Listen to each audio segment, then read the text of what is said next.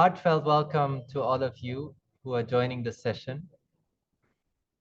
It is a very special function of Amrita Teens. Amrita Teens is a platform connecting teenagers around different topics of interest to build strength and confidence, as well as sharing and exploring different passions and the things that give joy and make life meaningful. Today, there are already several groups up and running: the Amrita Astro Club, the Teens for Gita, and the Teens for Art and Music. Today, we are launching a brand new community, Teens for Green, a group of teenagers who join hands to love and protect Mother Earth. Teens for Green is to protect Mother Earth. Earth is our mother. Our biological mother may take care of us only for a few years, but Mother Nature supports us our whole life through the earth, the water, the air, the animals, and all other forms of life. To kick off this special community, we have with us today Rachel Korbee, who is going to give a rousing speech on how we can save the world with the food we eat. Rachel was born in 1978. She grew up in the Netherlands with her parents and two brothers. After high school, she went to live in Marseille, France, a city very close to her heart, bordering the Mediterranean Sea. After this in-between year, she studied European studies at The Hague University with a specialization in politics. This included an exchange to the University of Portsmouth, UK, and an internship in Madrid, in Spain. After graduating, she started her professional career in a retail multinational. This made her familiar with the international corporate world in two different departments: sourcing or purchasing and HR communication. After 10 years of professional experience, she met Amma and joined her ashram in Amritapuri as a renunciate. And Rachel is here with us today in our Amrita Tea studio in Amritapuri. And now I hand over the floor to Rachel for a rousing speech. Thank you so much. Welcome, Rachel. Thank you, Julius. Om Amriteshwari Namaha. Welcome everybody to tonight, to the speech of tonight, where we will be celebrating the World Environmental Day. And let's just start off with a small little quiz I want to ask you. What I'm going to do is I'm going to show you a picture. And what you can do is you guess what's on the picture. Now I'm saying here that you're getting a chocolate. So that is for, what you can do is I'm going to show the picture. You enter in the chat what you think it is. You can never lose. You can just have a guess. And you get your chocolates if once upon a time you will come to Amritapuri, you ask for Rachel, and I will get you a delicious chocolate. So now I'm going to show you the picture. So take a moment to look at it. See, guess what you think it is, and enter it into the chat. I'm giving you 5 more seconds. Just guess, any guess. 5, 4, 3, 2, 1, 0. Okay, I give you one more clue, so you can enter 2 times. This photo is world famous. It was made in 1990 by NASA. That's the US government agency responsible for space science. And this photo was taken from a 6 billion kilometer distance. So just to give you an idea, the moon-Earth distance is 400,000 kilometers. This is a 6 billion kilometer. So guess once more. I will look later at your chats and see how many people get the chocolates. 5, 4, 3, 2, 1, 0. Okay.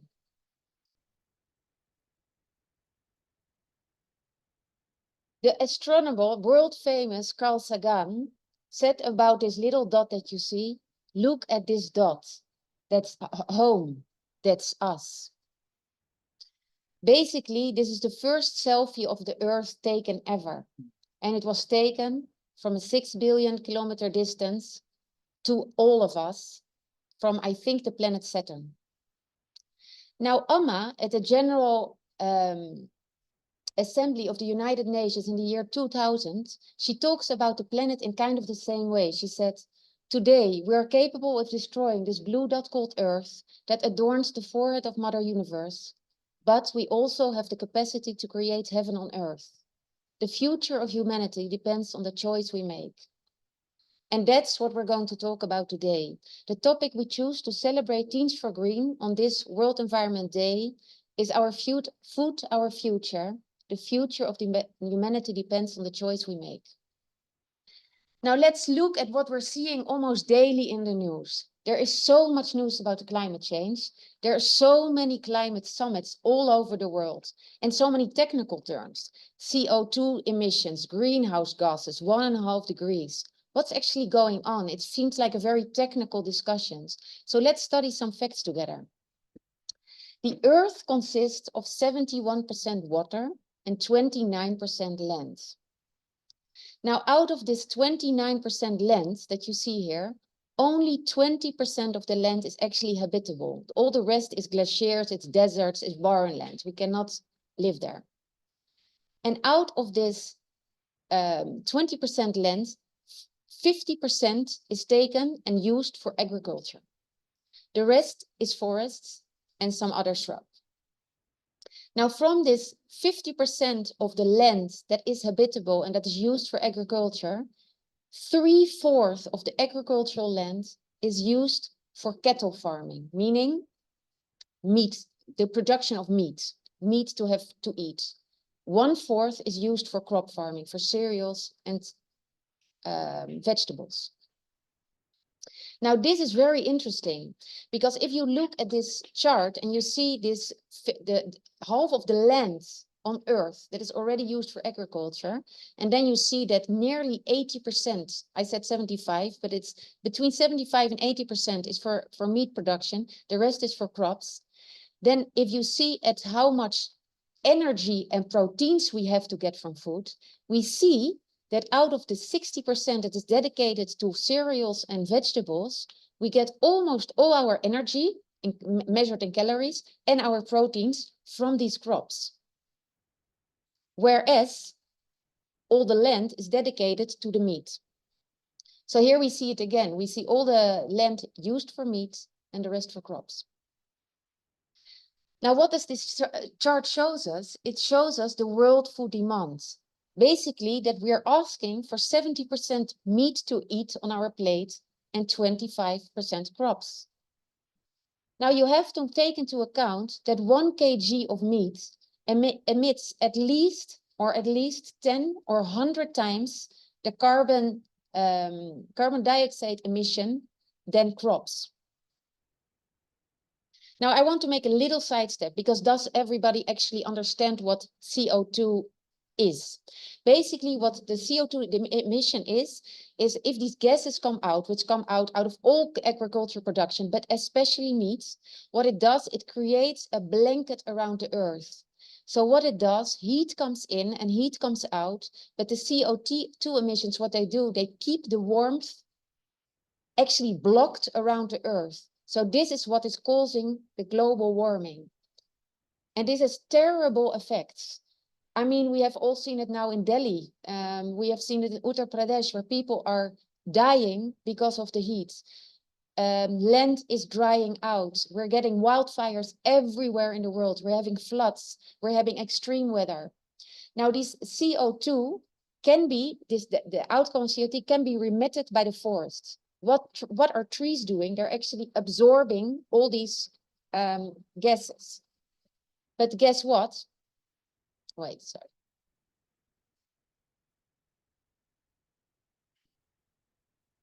But guess what? What is now actually the impact of this world's environment, the impact on the world environment? The agriculture is responsible for so many gases that heats the world, and beef production is the biggest chunk. It is also, the agriculture is taking an enormous amount of land, and it's actually taking land of all these forests that we actually need to breathe.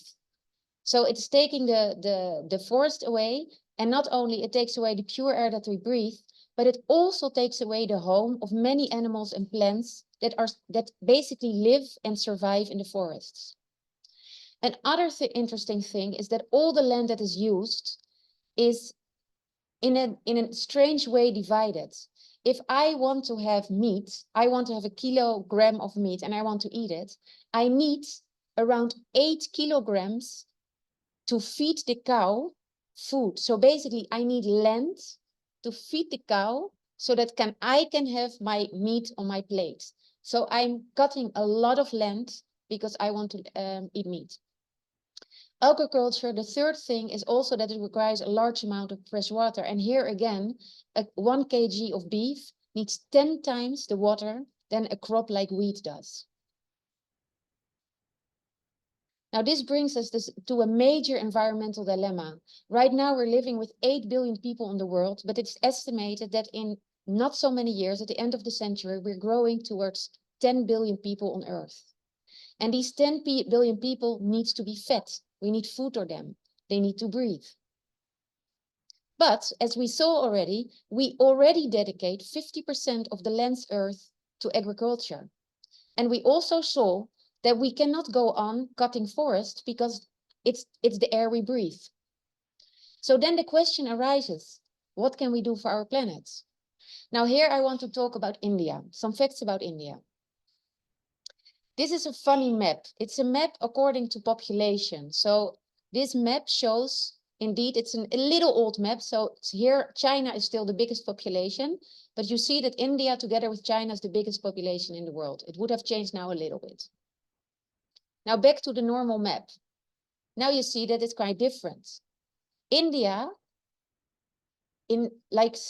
partitioned in the whole world, has about 2% of the global land. Two major other countries, China and USA, both are 3.5 times bigger.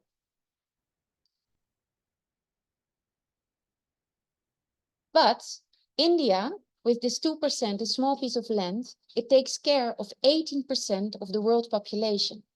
Not only that, India, out of all the countries in the world, has the biggest cattle population. 30% of the cattle in the world lives in India and survives in India. So basically we're seeing that China and USA, which is way bigger, look at USA, it's 3.5 times bigger. It takes care of only 4.5% of the world population and 9% of the cattle.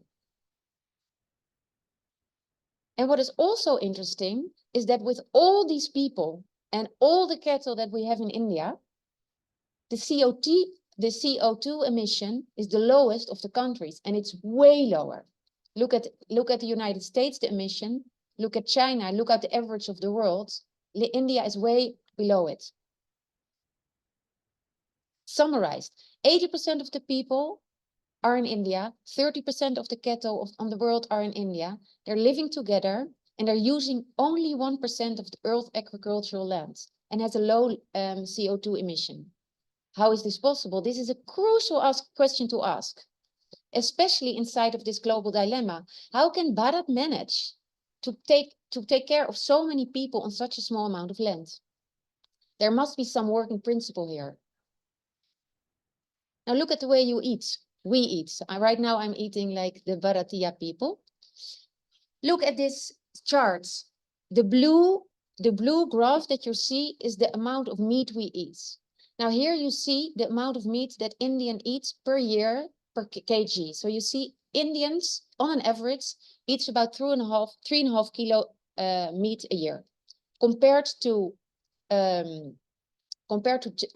China and US, who are like United States is eating 124 kg of meat a year.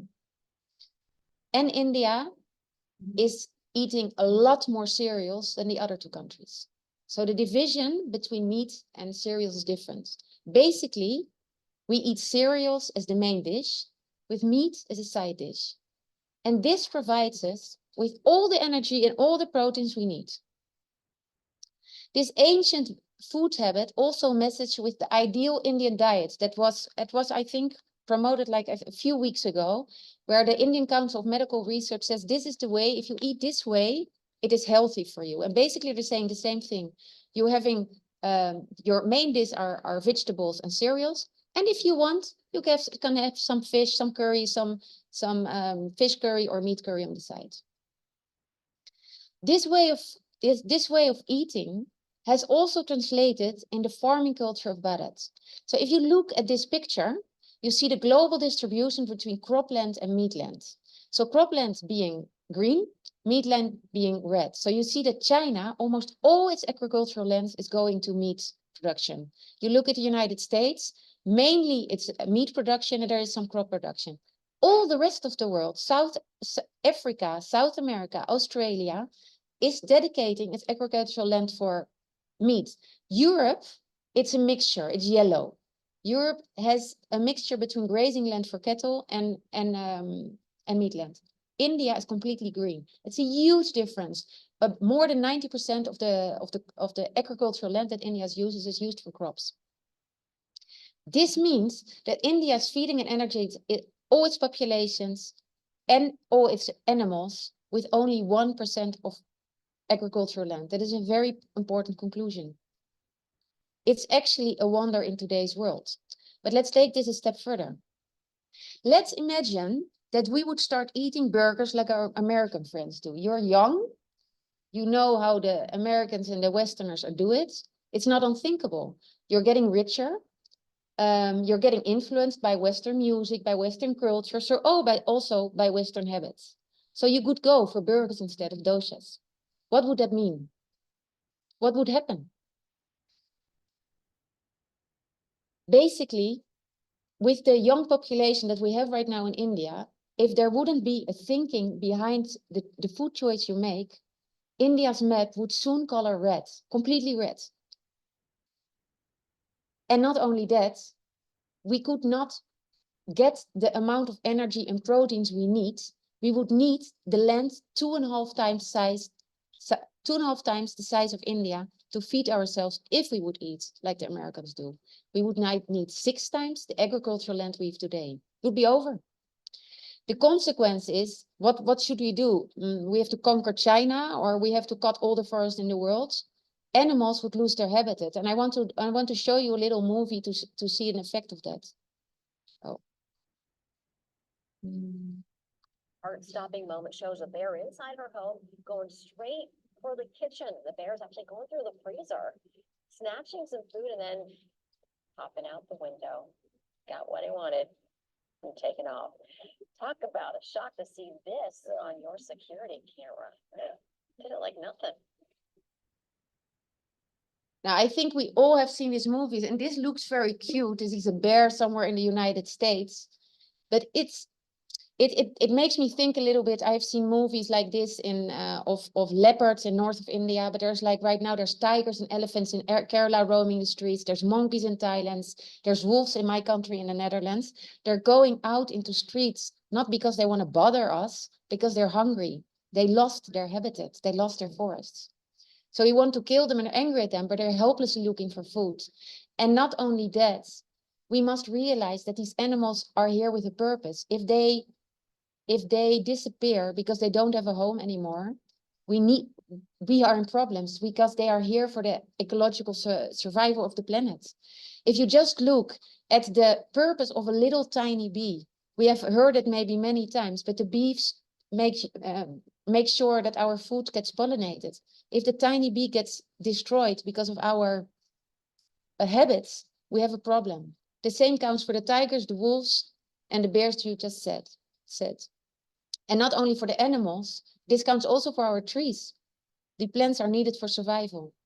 So in a time that we blindly follow all the Western habits, we should understand the following. If the world would change to a Western eating habits, we would need 40% more agricultural land than we need today. It would be gone with the environment. It's actually the most environmentally dangerous eating habit there is. Now, let's turn it around. Now imagine that the world would change to Bharat's eating habits. And that's that's not a pain.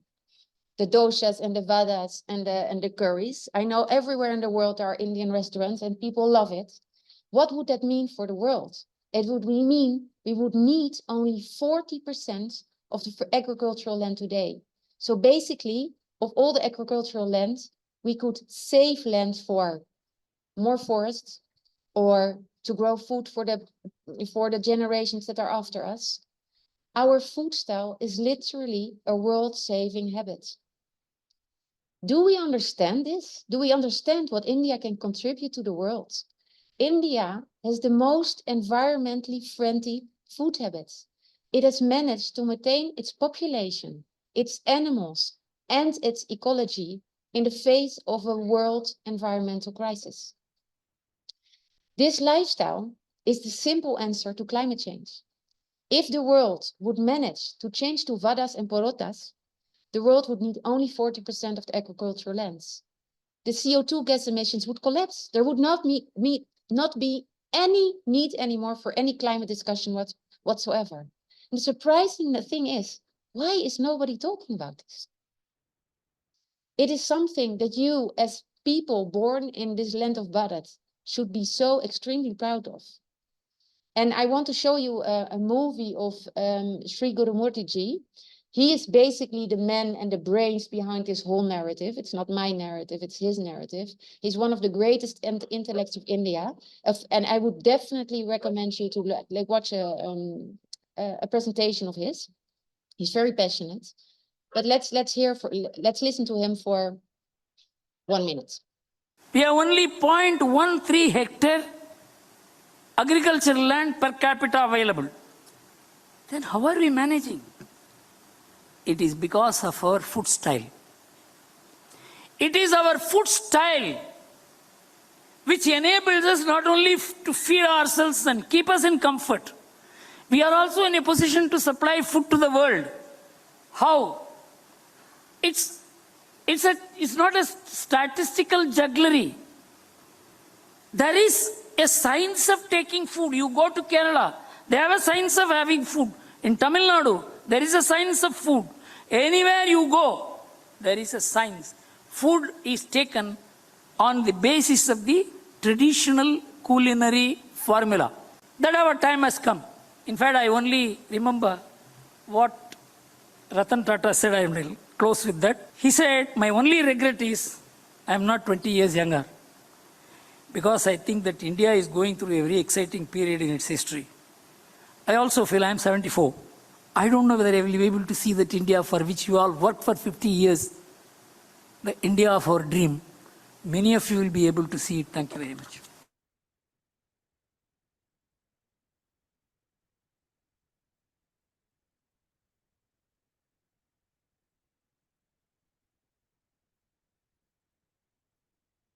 So basically, Gurumurti Ji is talking here that India is standing on the threshold of a very exciting period in world history.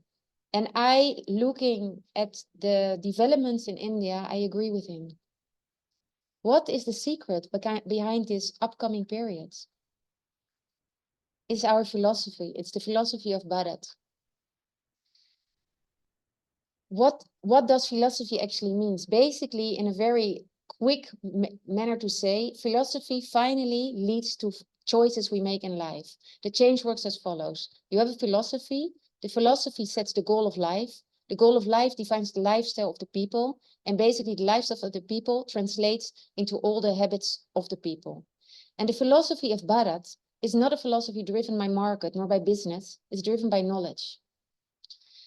It's Sanatana Dharma that is a philosophy that embraces the entire world. And actually, it starts with their deep understanding of how the world functions on the most deepest level. In essence, Sanatana Dharma says, we are one. Vasudeva Kudumbakam. This translated in the goal of life, where the Indian people, since thousands of years, say that the goal of life are 4 times. It's Kama and Artha. We need some pleasure. We need some wealth. But, say the people from India, this has always to obtain with Dharma. Dharma should be the foundation of my pleasure and my wealth. Then the ultimate goal is moksha.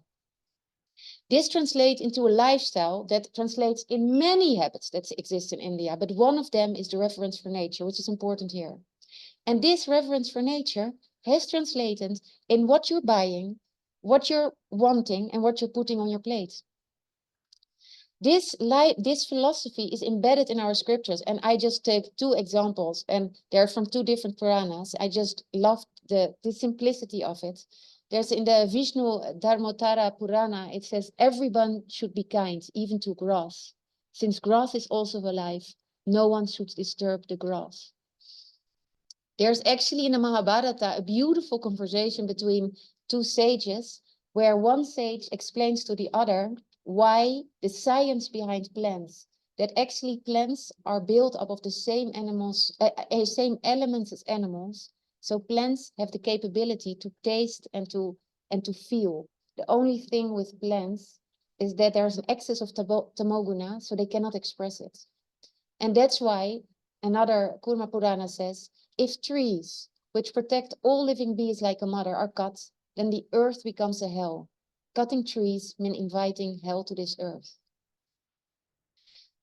But not only that, there's even the science behind our philosophy. If you look at the trees, what they mean for us, they give us oxygen, but they also purify our soil and air. Tulsi plants, they are very medicinal and they're immunity boosters. The sun provides us with vitamin D, gives us strong bones, muscles, strong memory. And this understanding in India became a culture of worship. And that's, I find, the absolute beauty of India. Where the Indian people find strength in giving gratefulness to everything in nature. So why are we doing Surya Namaskar? It's to thank the sun. Why are we circumambulating the Tulasi plants? Because somewhere, maybe if you didn't know it intellectually, there is a science behind circumambulating the Tulasi plants. Even if your grandmother didn't know that science, somewhere she knew. And this also translates in the way you treat animals, trees, and rivers. You treat them as friends, even sometimes as sacred. Now, the West has laughed a lot about this, but it's the way to save the world. You are treating cows not as meat and not as a business, but as sacred. And that is only very smart. There's also no deforestation when nature is worshipped.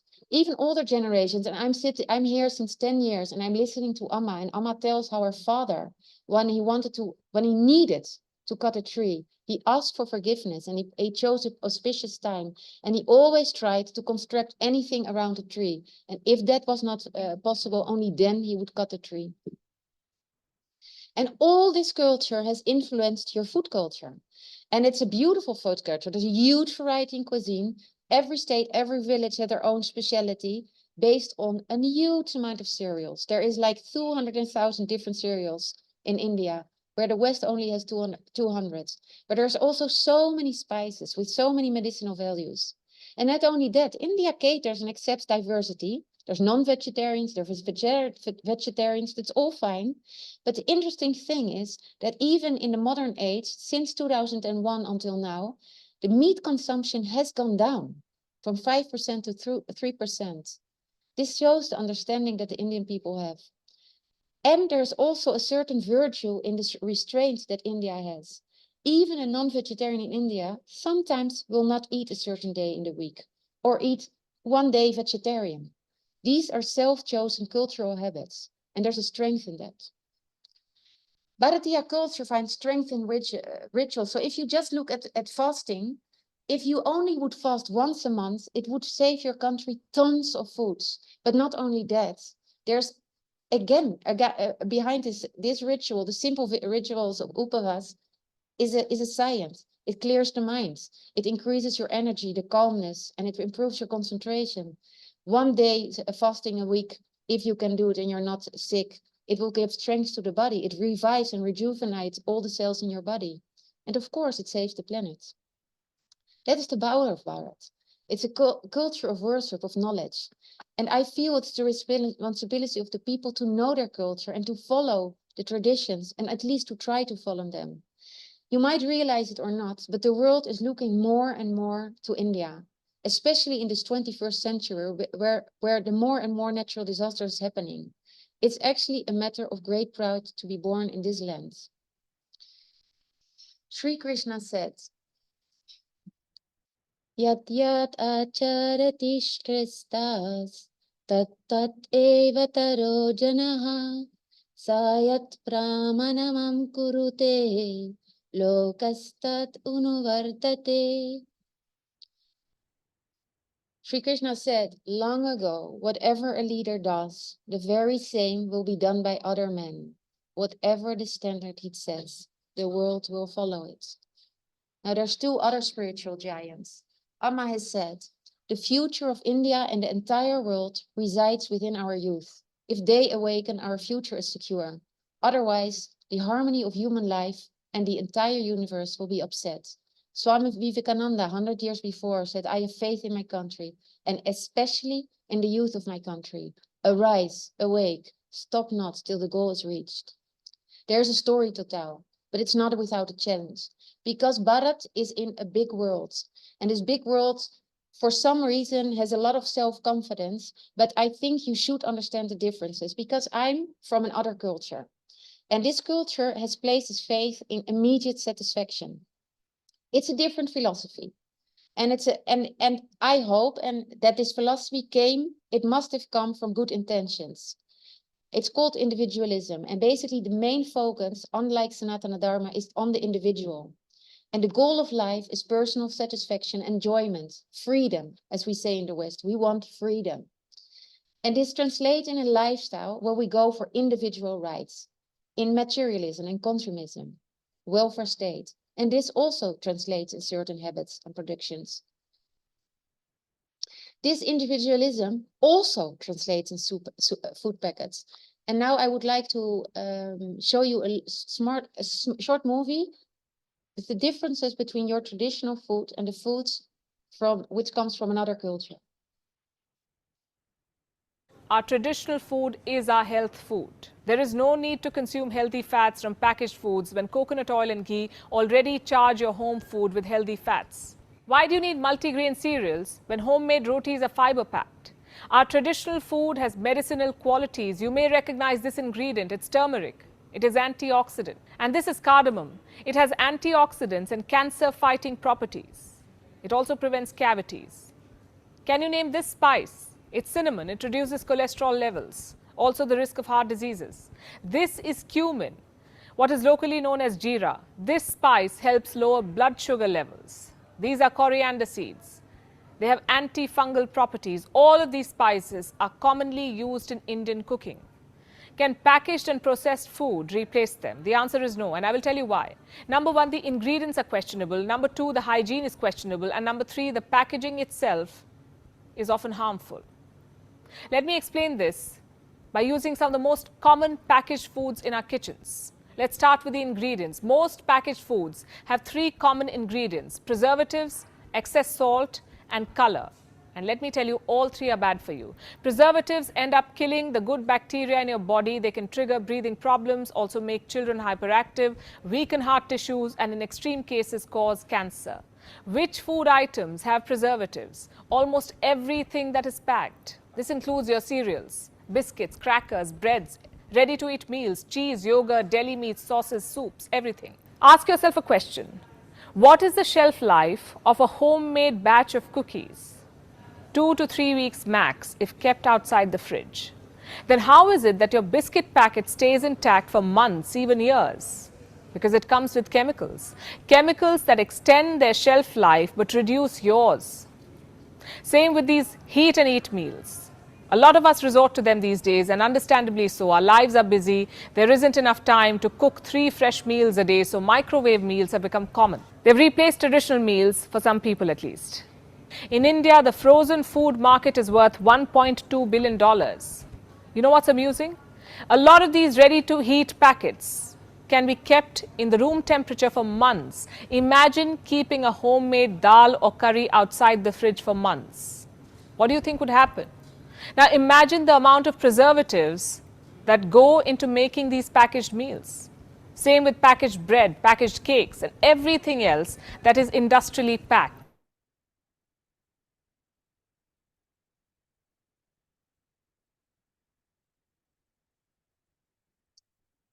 So basically, I was talking about a different culture. McDonald's way backed up and the packed and processed food started in the West. Why? It was easy, it is fast, it's low cost. But as Palki Sharma says, maybe it increases shelf life, but it decreases ours. Realize, and I really want you to realize that the West itself is struggling with the consequences of its own philosophy. There's a way higher prevalence of cancer in Western countries, precisely because of their dietary habits, which include a lot of meat, a lot of sugary drinks, and alcohol and tobacco.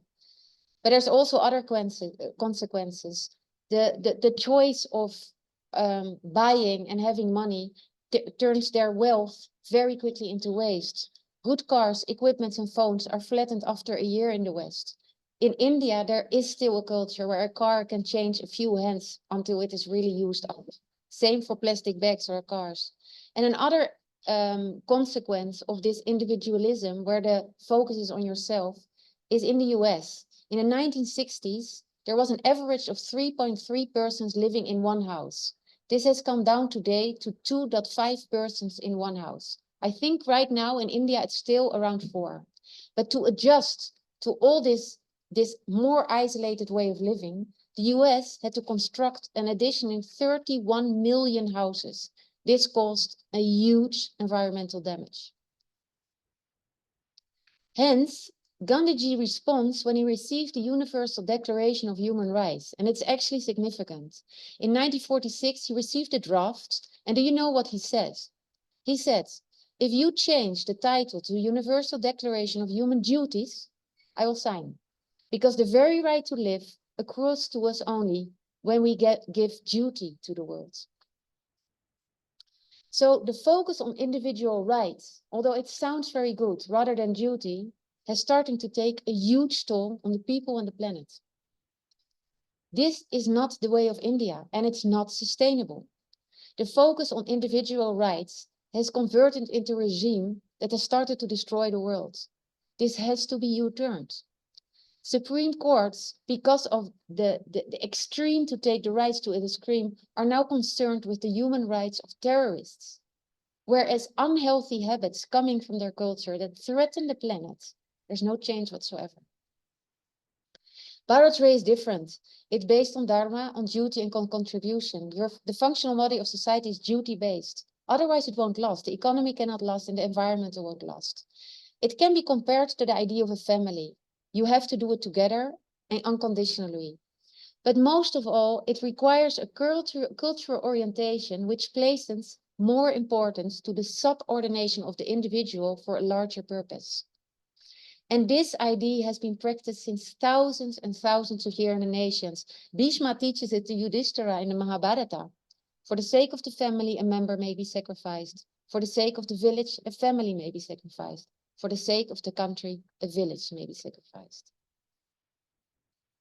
So if we go back to the problem that we were discussing today, the climate change, the environmental crisis, we have to realize that there is an alternative model of the world, but nobody spreads this message. Bharat's food style has the power to save the world. It is the most environmentally compatible food habit. Remember, it's the answer and the solution to climate change. If we would change to the way we eat in India, we would need way less agricultural lands, and we wouldn't have any problem anymore in terms of gases that heat the world. We have to start talking about this. So I started this presentation with our home, and it's the only home we have. Therefore, Amma said, we are capable today of destroying this blue dot called Earth, but we also have the capacity to create heaven on earth. The future depends on our choice. Sometimes this choice is as simple as to decide with your friends, do I go to Brindavan or to McDonald's? And this sometimes requires courage. And that is what Guru Murtiji says. India needs original and courageous youth that dare to say the truth. Do you dare to say the truth if all your friends wants to go to Burger King or to McDonald's, whereas you now have the information that there's another choice available? India has a functional model to show to the world. And it's not a theoretical model. It's functional. It's being lived and it's being eaten every day here in this small piece of land comparatively with so many people. This knowledge should be shared. Prime Minister Modi ji has said, we are proud of our long history and tradition of harmonious existence between man and nature. It's Bharat's role to save the world. And its power lies in its philosophy, but also in its people. I would like to end with Amma's words. Amma says, in a way, we are all role models. Someone or the other will always be taking us an example. And it's our duty to consider those who look up to us. Om Namah Shivaya. Thank you very much. Actually, I didn't know, Julius, if this is the end or we're now going to do some questions. Or Thank you so much, Rachel. This has been a really inspiring, to say the least, presentation. You have given us so much valuable knowledge that we are able to look at the world with a new perspective, and that we are able to appreciate this glorious culture that we find here in Bharat. So what I will do, I will share in the Teens for Green WhatsApp group. I will share a Google form, which is just to capture basic contact details so that you can sign up to become a Teens for Green ambassador. And the plan is that Rachel is going to have another session with the ambassadors and preparing them on delivering a similar presentation to your peers, so that you can basically be ambassadors for this message of hope and change through the food choices that everyone can make. So in general, it's a Teens for Green ambassador program, whether it's specific about this presentation or not. If you're interested, if you felt inspired, please sign up. I will post a link shortly in the WhatsApp group. I just thank you for your attendance, everybody, for your interest and your questions. And let's meet soon as in the ambassador meeting. And invite friends if you want also. If you feel that there are friends that are interested in this topic, definitely they can join.